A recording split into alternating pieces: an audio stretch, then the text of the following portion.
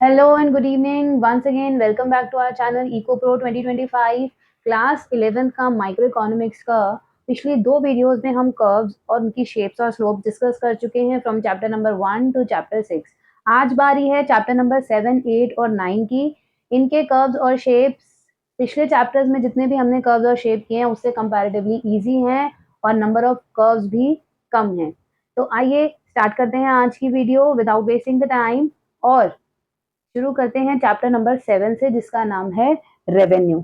Okay, सो revenue देखिए, अभी तक हम जितने भी चैप्टर नंबर 1, 2, 3 एंड 4 में हमने डिस्कस किया, वहां पे हम पॉइंट ऑफ व्यू डिस्कस कर रहे थे कंज्यूमर का, लेकिन फ्रॉम चैप्टर 5 ऑनवर्ड्स हम प्रोड्यूसर का पॉइंट ऑफ व्यू समझ रहे हैं। प्रोड्यूसर कैसे प्रोडक्शन करता है, अपनी कॉस्ट का एनालिसिस कैसे करता है, और सबसे मेजर पार्ट जो भी उसको रेवेन्यू जनरेट होता है आउटपुट को सेल करके, उसको वो कैसे एनालाइज करता है, उस डिसाइड, क्योंकि इन्हीं के बेसिस पे उसे डिसीजन लेना है कि अपने प्रोडक्ट का प्राइस हर एक लेवल ऑफ आउटपुट जो भी वो सेल कर रहा है उस पे उसे कांस्टेंट रखना है या प्राइस को चेंज करना है।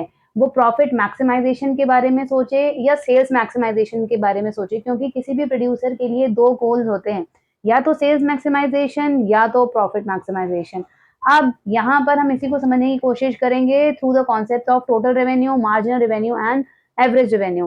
टोटल रेवेन्यू नाम से ही पता चल रहा है, टोटल रेवेन्यू। रेवेन्यू क्या है? सबसे पहले रेवेन्यू समझते हैं। Revenue is the money or amount of money generated when a producer sells n number of units of output। जो भी उसने आउटपुट प्रोड्यूस किया है उसको सेल करने से उसको जितना रेवेन्यू, पैसे जितने उसको रिसीव होते हैं उसे हम रेवेन्यू बोलते हैं। तो टोटल रेवेन्यू मीन्स अगर उसने 100 यूनिट्स सेल करी तो टोटल 100 यूनिट्स को सेल करके उसको कितना रेवेन्यू जनरेट हुआ है, that is the value of total revenue. और इसको हम कैलकुलेट कैसे करेंगे? Price into the number of unit sold, जिसको हमने यहाँ पे क्यू से रिप्रेजेंट किया है, पी इंटू क्यू।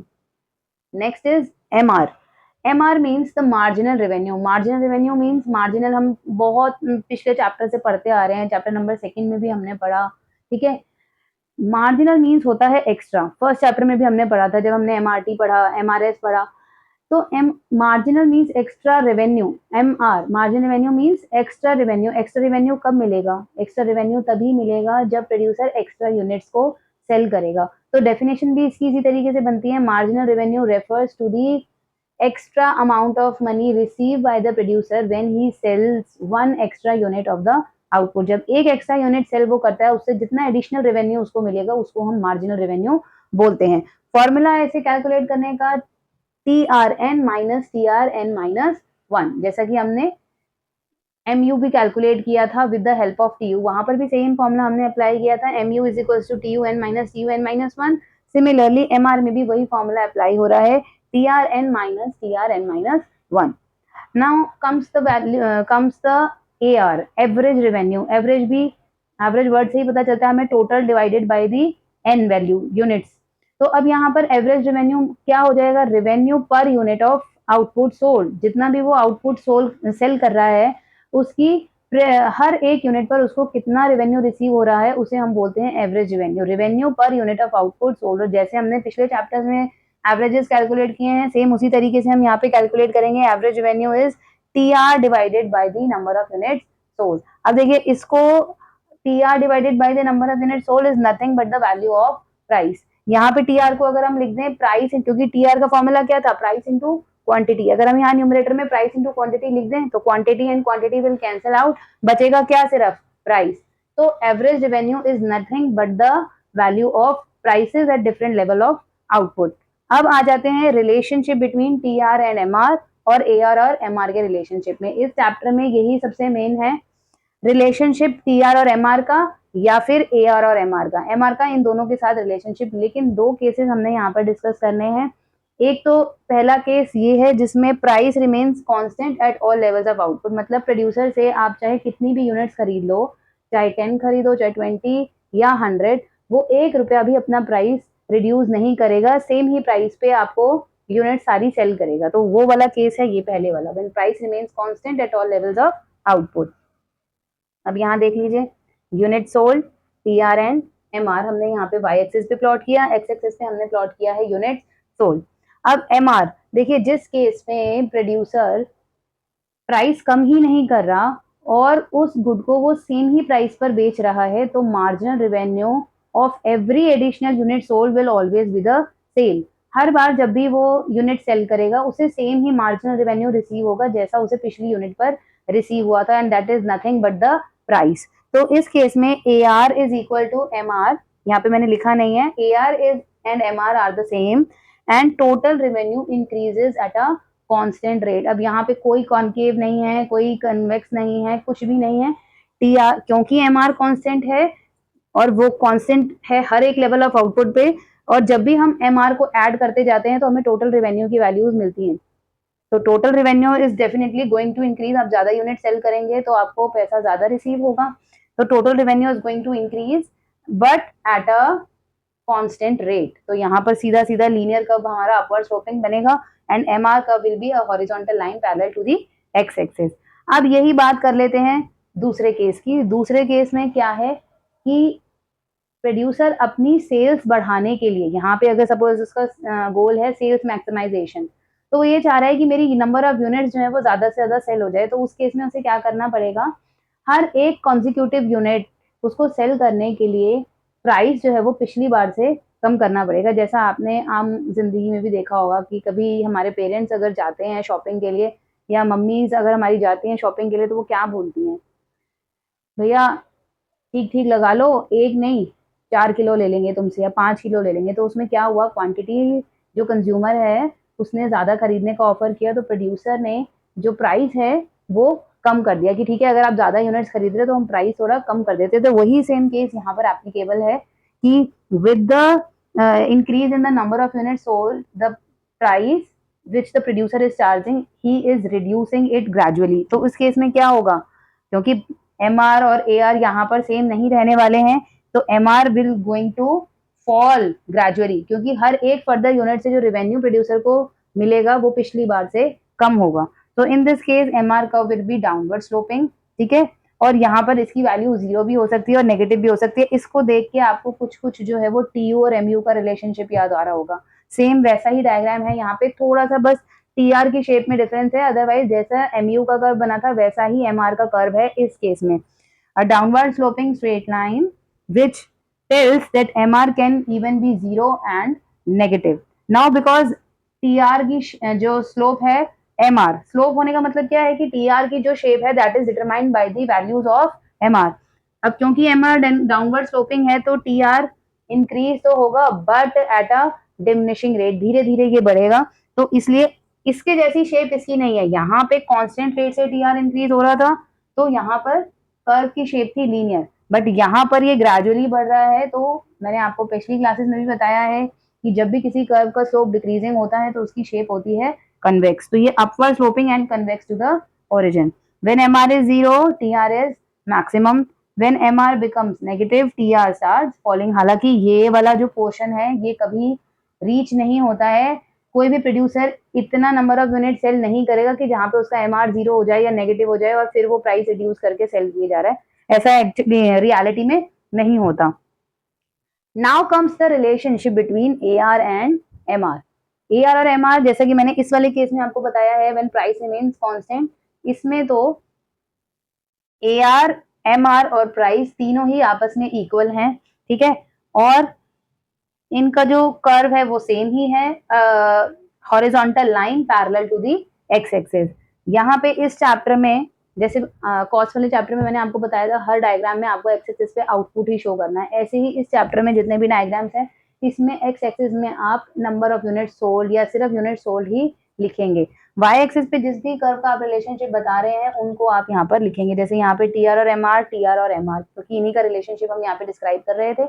यहाँ पर ए आर और एम आर आएगा क्योंकि यहाँ पर हम ए आर और एम आर का रिलेशनशिप डिस्क्राइब कर रहे हैं। अब ये तो होगा ये वाला केस जहां पर प्राइस रिमेन्स कांस्टेंट। अब आ जाते हैं अगले केस में where price falls with the rise in output. तो देखिए M R is also falling, A R is also falling, because A R and M R A R is price only and M R is related to price.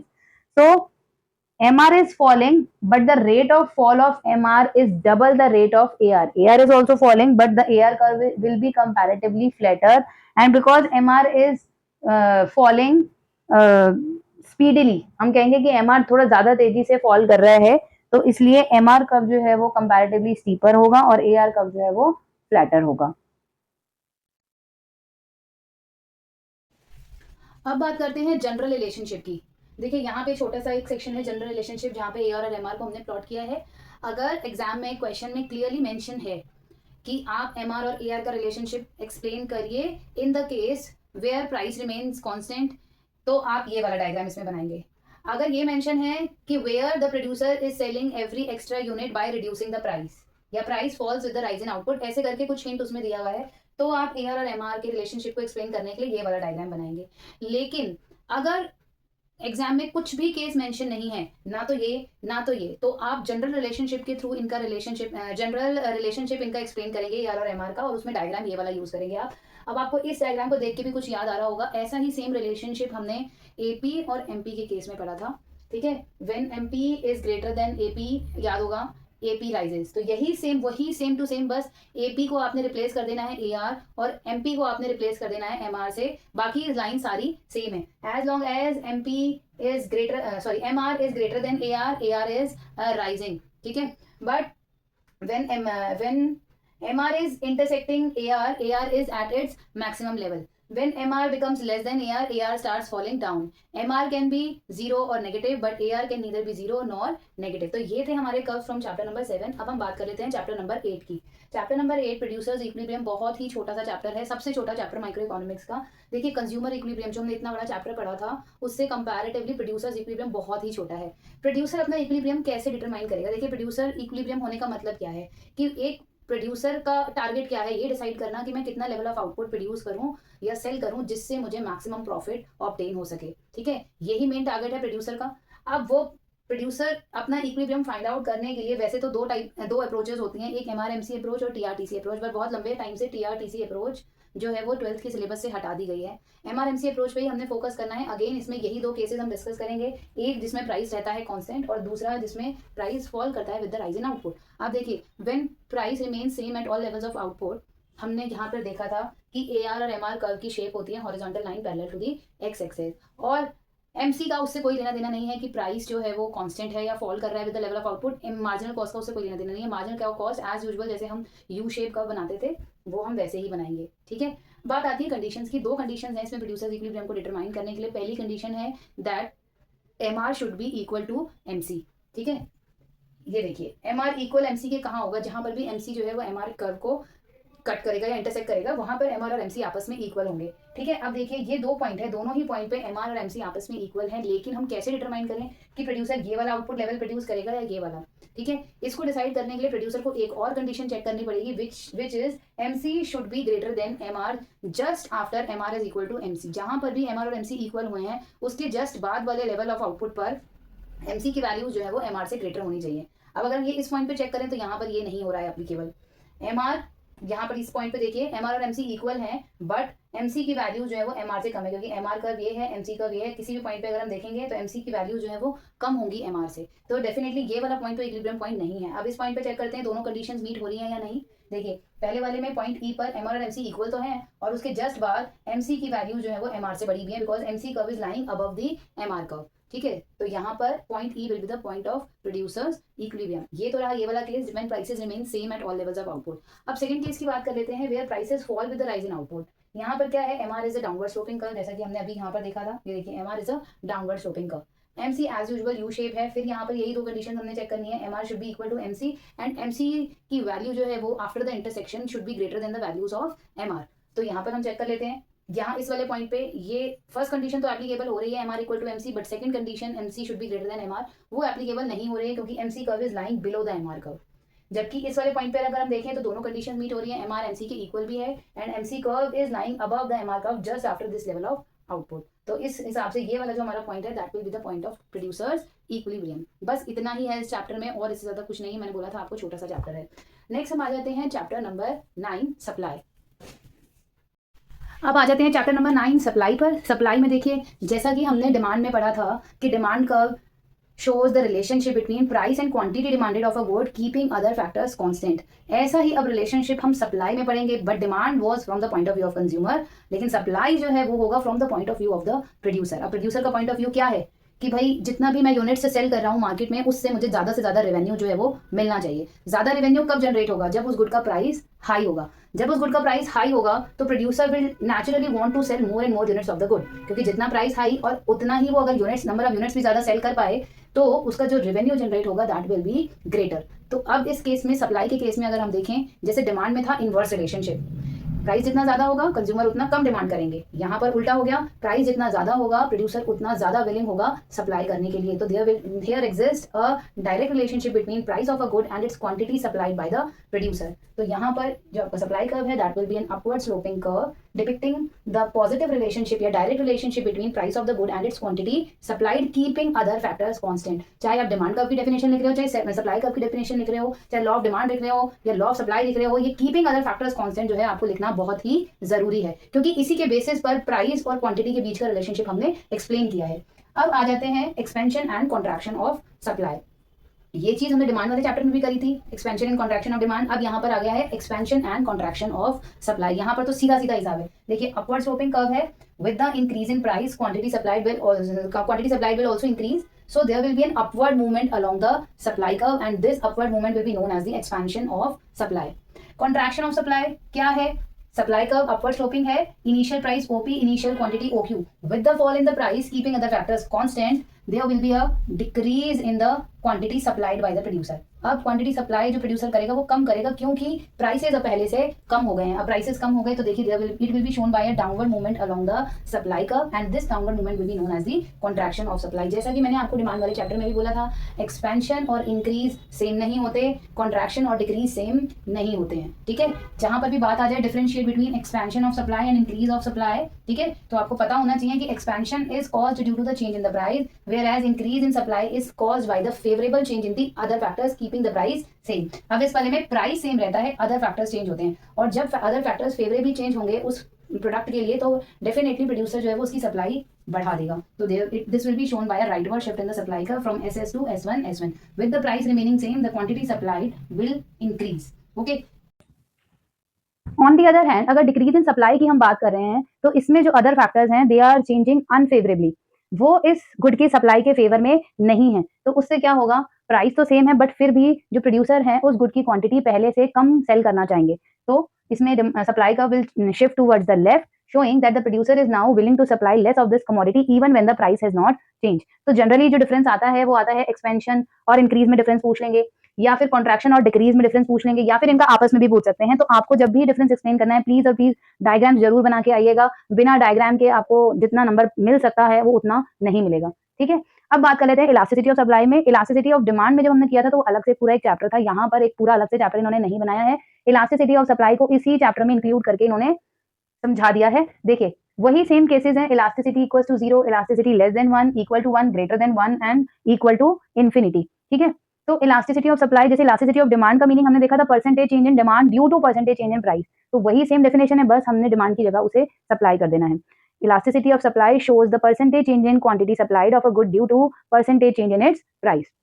फॉर्मूले में भी वही change आपको करना है, ऊपर percentage change in quantity supply divided by the percentage change in supply. अब देख लीजिए ES इक्वल्स टू 0, मैंने आपको बोला था कि इसकी डेफिनेशन में, क्योंकि हम देख रहे हैं चेंज जो कि आ रहा है क्वांटिटी में due to change in price, तो अपनी डेफिनेशन में भी आप हमेशा याद रखिएगा कि पहले आपने चेंज इन क्वांटिटी लिखना है, देन आपने चेंज इन प्राइस लिखना है, तभी आपको जो डेफिनेशन है वो इन साइंस से याद करनी ईजी रहेगी और आपकी गलत भी नहीं होगी एग्जाम में। ES इज इक्वल टू 0 मतलब क्वांटिटी बिल्कुल भी रिस्पॉन्स नहीं दे रही है due to change in the price, quantity supply पे कोई इफेक्ट नहीं पड़ रहा, तो जीरो इफेक्ट। क्या है यहाँ पर इफेक्ट? जीरो। तो इलास्टिसिटी भी इसकी क्या हो गई? जीरो। इट मीन्स आप डेफिनेशन लिखेंगे, when the quantity supplied of a good does not change at all due to change in the price, its elasticity is considered to be zero, और उस केस में सप्लाई कर्व होता है vertical line parallel to the Y axis, ठीक है। अब आ जाते हैं इस सप्लाई को कहा जाता है परफेक्टली इन इलास्टिक सप्लाई, ऐसी सप्लाई जो पूरी तरीके से इन इलास्टिक है, पूरी तरीके से अनचेंजेबल है, सेम ही रहने वाली है। इलास्टिसिटी लेस देन 1, अब क्योंकि लेस देन 1 का साइन है तो हम अपनी डेफिनेशन में भी लेस का ही वर्ड यूज करेंगे। देखिए when the percentage change in, कैसे बनाएंगे हम definition, when the percentage change in quantity supplied is less than the percentage change in price, then the supply is said to be inelastic, ठीक है। देखिए इसमें curve बनेगा स्टीपर। अब price में जो चेंज है दैट इज कंपैरेटिवली मोर, और क्वांटिटी में जो चेंज है दैट इज कंपैरेटिवली लेस। तो हमें तो लेस वाले ही डेफिनेशन बनानी है, तो हम किसको लेस शो कर रहे हैं कि क्वांटिटी में चेंज कम आया है as compare to the change in price. तो डेफिनेशन भी वही बनेगी, when the percentage change in supply या quantity supplied is less than the percentage change in price, उसको बोला जाएगा इलास्टिसिटी इज लेस देन 1 या फिर इन इलास्टिक सप्लाई। अब ES is equal to 1, unitary elastic supply, it means दोनों में change same है, क्वांटिटी सप्लाइड में भी और प्राइस में भी। When the percentage change in quantity supplied is equal to the percentage change in price, then the supply is said to be unitary elastic. ठीक है, अब देखिए यहाँ पर लीनियर कर्व बनेगा, upper sloping linear curve, change in price change in quantity same है, तो ये आपके डायग्राम में भी रिफ्लेक्ट करना चाहिए। हम क्यों बताते हैं कि इसमें ऐसी शेप बनेगी, इसमें लीनियर बनेगी, इसमें फ्लैटर बनेगा, ताकि आपके डायग्राम में भी वो गैप शो हो क्लियरली कि प्राइस में यहाँ पर चेंज ज्यादा है, क्वांटिटी में कम है। अब यहाँ पर क्लियरली शो हो रहा है कि इक्वल इक्वल चेंज है, इस वाले में क्लियरली शो हो रहा है कि प्राइस में चेंज कम है, क्वांटिटी में चेंज ज्यादा है। ठीक है, अब यहाँ पर एक और पॉइंट आपको ध्यान रखना है कि any of the supply curve which is passing through the origin will always have the elasticity equal to 1। Origin से पास होने वाले जितने भी सप्लाई कर्व्स हैं उनकी इलास्टिसिटी 1 के इक्वल ही होगी, यूनिटरी इलास्टिक सप्लाई ही होगी। ES ग्रेटर देन 1 में क्या है, अब ग्रेटर का साइन है तो हम अपनी डेफिनेशन में भी ग्रेटर लगा लेंगे। When the percentage change in quantity supplied is greater than the percentage change in price, the supply is known to be elastic और हाईली इलास्टिक सप्लाई। अब इसमें हम फ्लैटर कर्व बनाएंगे which is more closer to the y axis, steeper curve is more closer to the x axis whereas the flatter curve is more closer to the y axis। अब इसमें quantity में change ज्यादा दिखेगा, price में change कम दिखेगा। Last part is ES equals to infinity. Infinity वाला case जैसा कि हमने आपको बताया था एक हाइपोथेटिकल केस है, इमेजिनरी केस है, रियलिटी में एग्जिस्ट नहीं करता कि एक पर्टिकुलर प्राइस पर तो producer is willing to supply any quantity, but with the slightest fall in price his supply is becoming zero, कि अगर हल्का सा भी प्राइस अगर चेंज हो गया तो मैं कुछ भी नहीं सेल करूंगा, बिल्कुल जीरो ही कर दूंगा सप्लाई। तो ऐसा नहीं होता है रियलिटी में, हाइपोथेटिकल केस है। ES is equals to infinity में प्राइस सेम रहने वाला है, सप्लाई का horizontal line parallel to the X axis, और any quantities he is willing to sell at this particular price, इसे कहते हैं perfectly elastic supply. I hope आज के चैप्टर्स में जो हमने कर्व्स कवर किए हैं फ्रॉम चैप्टर 7, 8 और 9 वो आपको क्लियर है। अगर कोई भी डाउट है आप कमेंट सेक्शन में अपना डाउट ड्रॉप कर सकते हैं, I will definitely reply. And thanks for watching this video.